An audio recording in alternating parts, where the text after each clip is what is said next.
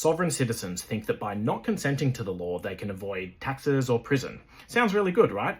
Well, sure, but it's complete nonsense. It's 2 weeks since sovereign citizen Desi Freeman allegedly shot 3 police officers in Victoria, killing 2 of them. He's still on the run. Now, we sometimes get sovereign citizen language in the comments on these videos, and it's time to put that to bed. The soft-sit movement is a form of pseudo-law, with arguments that sound like something a lawyer might say, but it's all based on wild misinterpretations of the actual law. Sovereign citizen arguments have literally never worked in an Australian court. Now, I don't have time to get into the full ideology, and honestly, it's incoherent anyway, but here's some language that indicates you're talking to a sovereign citizen. Legal name or living person. So sovereign citizens might claim that the legal entity, consisting of your birth certificate, driver's license, things like that, is actually separate to you as a living person, and the living person is not subject to the same laws. Related to this, if you see somebody with weird capitalization or punctuation in their name, it could be a sovereign citizen trying to assert their identity as a living person.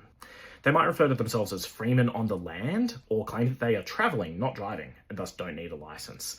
And they might talk about the Magna Carta as though it's currently relevant law, or have an odd obsession with maritime law out of context. And they misuse the term common law.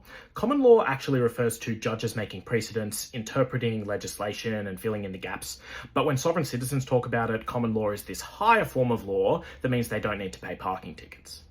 There's more, but you get the idea. Now, to give them a tiny bit of credit, the state is illegitimate. The police constantly abuse their power. Most of the economy is in the hands of corporations rather than democratic control. And countries like Australia are built on genocide and land theft. So the state's illegitimate, but that's more of a normative claim about how the world should be, rather than a descriptive claim about how the world is. The fact is that the state wields authority. They have police, prisons, an army. So there are political philosophies like social anarchism or less authoritarian forms of Marxism that aim to organise oppressed people to fight for a freer world. But sovereign citizens want to use a shortcut with magic words, and it doesn't work, and it can lead you down this rabbit hole towards pointless violence like Desi Freeman. The soft-sit movement might seem anti-authoritarian, but it's actually the opposite. They just think they wield a higher legal authority that means you have to do what they say and they don't have to pay taxes. It's the same attitude as every authoritarian billionaire. So if you're serious about tackling authority and you see somebody using sovereign citizen language, run the other way.